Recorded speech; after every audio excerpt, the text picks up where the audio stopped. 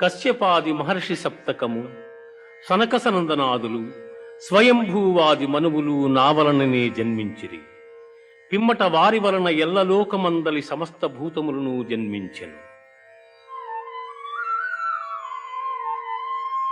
మచ్చిత్తా మద్యత ప్రాణాః, మచ్చిత్తా మద్యత ప్రాణాః బోధయంతః పరస్పరం కథయంతశ్చ మాన్నిత్యం తుష్యంతి చ రమంతి చ.